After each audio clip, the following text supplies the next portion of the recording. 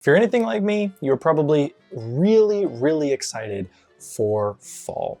I'm not a huge summer guy. Like, I have nothing to wear in the summer. It's been an extremely weird summer in Washington. I've not been into it. I'm so excited for fall weather. I need that rain. I need the cozy vibes. I need the coffee or the tea at night, playing a board game at the table that's gonna bring me into that cozy vibe. And so today I'm going to be talking about some of my favorite games for the fall. And I'm kind of keeping away a little bit from the more spooky ones. I'm just keeping more kind of cozy vibes coming into fall. In October, trust me, I'll have my spooky recommendations. But we're going to start off with some of my favorite games. So let's start with the first one, and I'm not going to pull the full box in. I'm gonna keep it pretty chill. So this right here is Harvest, and this is Harvest with the Fall Festival expansion box. Now, if you don't have the Fall Festival expansion for Harvest, this game is still the perfect game for fall. It is essentially a farming game with worker placement where you're going to be placing down your workers on the board to do basic actions. My favorite thing about it, though, is that as you are playing it, you're actually building out a beautiful little farm. You're going to be cutting through the woods, you're going to be planting the seeds, and then you're going to be harvesting, getting a ton of nice little benefits, whether it's coins or fertilizer, and then kind of using that to do it again. The components are also really cute. There's pumpkins, there's blueberries, there's strawberries, and all of these kinds of plants that you're actually working on making in your farm, they all operate a little differently. But those vibes are like so fantastic, Mr. Fox. The game does a really good job of keeping it very, like, I guess, fall-centric. But you've got the full cycle. You're going to be farming, you're going to be doing that, you're going to be building buildings, and a lot of those buildings will give you cool abilities as well, usually like one-time abilities or end-game scoring. The Fall Festival box, if you have a chance to grab this, is fantastic because it just adds more variety, and you can actually collect pies, which is even more fall prepping. So definitely take a look at Harvest. And speaking of pies, we've got Pies, the trick-taking game. Now, this is a 3 to 5 player trick-taking game. Runs about 30 minutes. It's super easy to play. Essentially, you have these recipe cards, and you are playing a standard trick-taking game. If you don't know what a trick-taking game is, I've got some channels to recommend to you to kind of figure out what a trick-taking game is, but essentially, if you've played Hearts, you're kind of already there. So somebody's gonna be playing a card, and then, somebody will play, same suit. And so all of that kind of applies. In this game, there's not really necessarily suits, though. It works very differently in the fact where you are trying to win tricks to collect certain types of ingredients to fulfill pie cards, which is so wholesome. And the artwork is so good. I have to show you just how cute these are. I really should have prepped this better because now I'm just opening the box mid-video, not expecting to, so my B. But look at how cute this dog is. Stop. It's really cute. And then, yeah, these ingredient cards. So this would be like the plum right here. I mean, just fantastic artwork. Tell me that that would not get you in the vibe for a little bit of fall, a little bit of pie making. You gotta have the rain going when you start pulling out pies. And so that is the next game. We're gonna go into a little bit of the fairy tale side of things, because here's the thing: the other thing that reminds me of fall, besides like harvesting and pies, that's got to be fairy tales. And so Rebel Princess is kind of an interesting game. This is literally Hearts, the trick-taking game, but it has all of these extra little things added to it. In this game, you are trying to not get proposed to by these annoying princes. Let me just show you the box cover here. But you're trying to avoid these princes here. And so as you are playing cards into this trick, you don't want the princes. You don't want to collect them. You're trying to have the least proposals. There's also a green frog that gives you 5 proposals because he really loves you. And you, as the rebel princesses, are trying to avoid those. Each of these princesses that you get has a special ability that you can use once per game. And yeah, it's just a really nice spin on standard hearts. It has cool round by round abilities that really change the game. And I find those to be very, very fun. But this theme really is what makes it work so well as a kind of fall-ish game. I mean, I'll be honest, I play this throughout the year. But yeah, it is really, really good to get a little bit more cozy. You know, you're getting to it. You're not fully there, but you're getting closer, right? All right. Next game, you know, since we were there, let's just stay there. Let's just stay in that fairy tale vibe, right? So we've got kind of a pretty new game to me, which is 3 chapters. This game is so cool because it is like 3 mini games combined into one. But it uses the same cards for each. So the first thing that you will do is you will be drafting cards, and they're all going to be fairy tale characters. They're going to have a value, they're going to have an ability, they're going to have all of these different elements on them. And then once you're done drafting your kind of perfect hand, then you're going to be playing a small trick-taking game in which you're going to be just trying to get the highest value card played. If you're the highest, you're just going to gain points for winning the trick. But if you're a lower card, there's all these other cool ways of gaining points throughout the game. For example, if you're Tweedledee and you have Tweedledum in the trick, then you're both going to get points. Or if you have Snow White and the dwarves start getting points off of other dwarves being played. And so you might kind of play the game where you're drafting specifically. Oh yeah, let me show that box. But you might play the game where you're drafting specifically to get a really good game in that trick-taking game. But then once you're all done playing cards, once you're done playing all those tricks, then you're going to be laying out all those cards in front of you and you're going to be scoring them. So maybe instead of hoping that another player would play Tweedledum, maybe you grab both Tweedledee and Tweedledum and now you can play them in front of you and now you're going to score them on your own. So there's a ton of things to think about in these 3 chapters of the game. How do you draft? How do you play the trick-taking portion? And then how do you have a maximized way of point scoring with just your own cards that you drafted? It's a really, really incredible little game. And honestly, so much good vibes. I equate fairy tales with fall vibes. I don't know if that's just me, but it's definitely good. Okay. I didn't even intend to do this, but we went kind of like small boxes that were in front and then we're just kind of getting bigger. So this one is the biggest of the small boxes, I would say. And that is going to be this has a really silly title, so let's just take it one step at a time. The Lord of the Rings, the Fellowship of the Ring, the trick-taking game.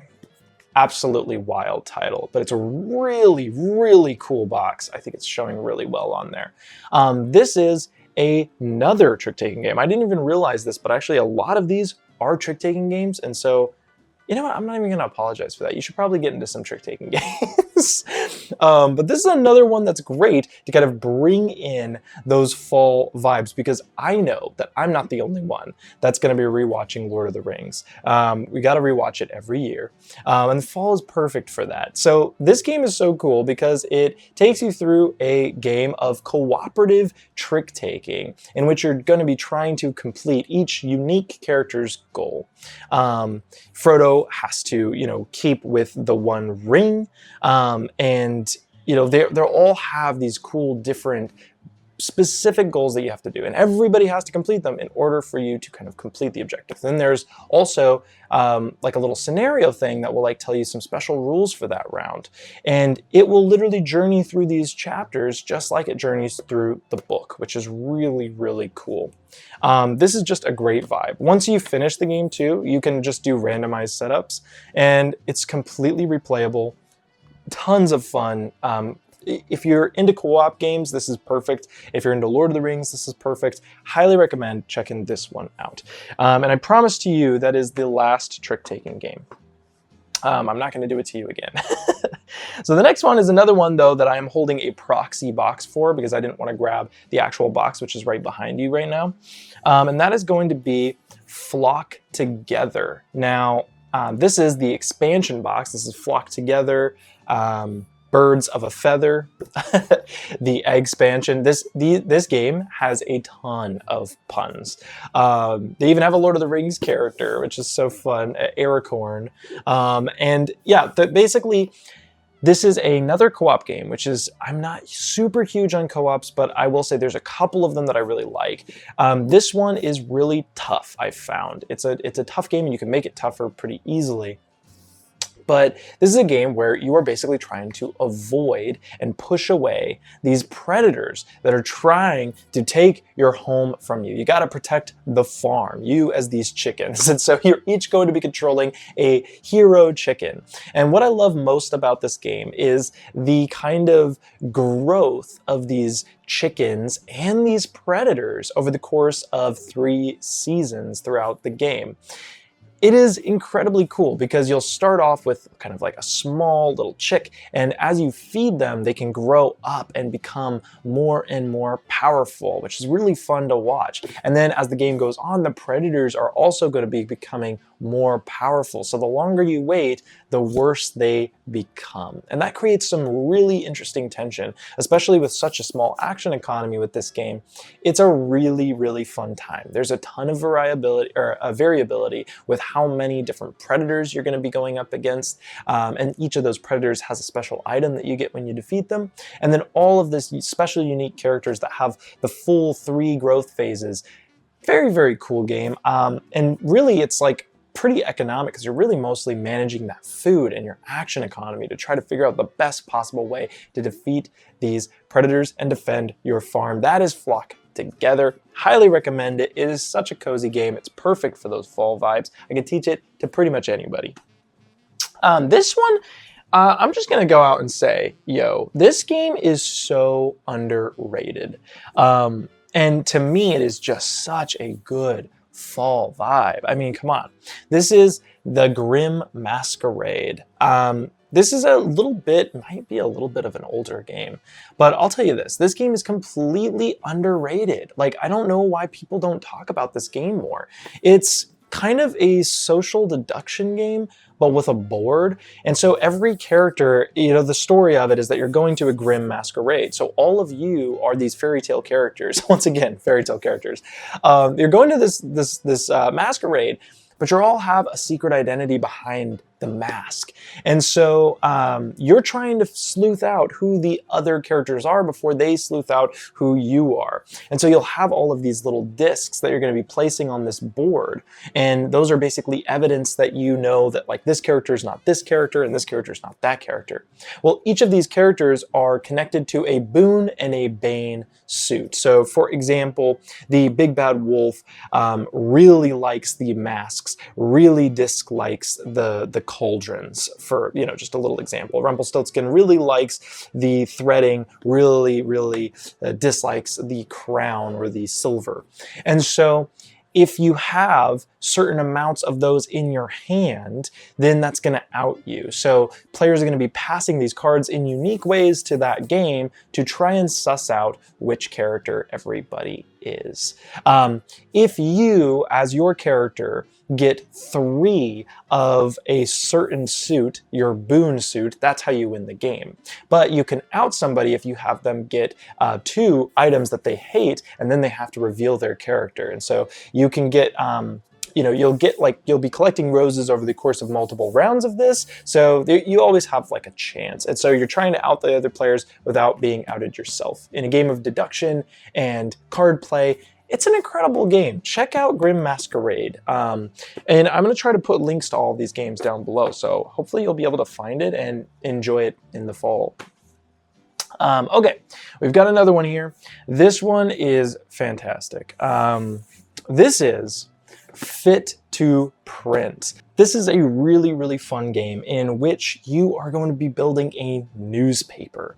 And it's real time. It's kind of the opposite of cozy in gameplay, I guess, because it's really high speed, but the vibes are so immaculate. And once you're done, when you see your little newspaper, trust me, trust me, just bear with me, it works really well. But you're gonna be basically throwing all of these tiles together, and all of you simultaneously are gonna be grabbing from these tiles and collecting them. And at some point you have to stop the collecting, stop putting them on your desk, and you have to start putting them on your newspaper. Well, all of these tiles have different ways of scoring as well. So you can't put any two types of things that are the same directly adjacent. You can't put the ads right by the ads. You have to separate ads from photos, from news articles, and then you have to try to balance your happy and sad news, because the closer you are to balance, the more points you, or sorry, the less negative points you get. So you want to keep a balanced newspaper while also benefiting off of all of these different tiles. Like pictures, they score off of having articles of the like picture. So if you have a sports picture, you want to put the sports articles around, and all of the artwork is so freaking adorable because it's all like animal related with little animal news.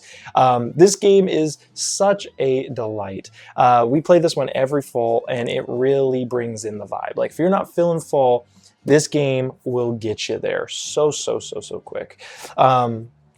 Obviously, I'm just going to mention here really quickly 2 games that I'm not going to, all of those games just fell, but 2 games that I'm not going to bring the cover out to show you because it's just obvious. I talk about them a lot, but Root, such a great game. Check it out. Ultimate fall vibes. And Everdell. So good. It is the ultimate. And the funniest thing about those 2 games is that Root is my favorite game of all time, and my wife Kate's favorite game of all time is Everdell. So I think I've given you quite a couple of options, quite a good amount of options. I hope that this video provided you with some ideas of games to play in this fall. I hope you enjoy the fall. Before I go, really quick plug. I started memberships on the channel, something I'm really excited about. Right now, we are trying to save for a secondary camera. My hope is that we can do more live playthroughs with that secondary camera, higher quality. There's a ton of different benefits, custom route scenarios. Check it out down below. I'll have a link for you. Other ways you can support the channel, you can always like, you can subscribe, and please comment your favorite game to play in the fall to kind of get into that fall vibe. I would love to hear from you down there. But hey, that is it for today's video. Let's go ahead and drop the beat.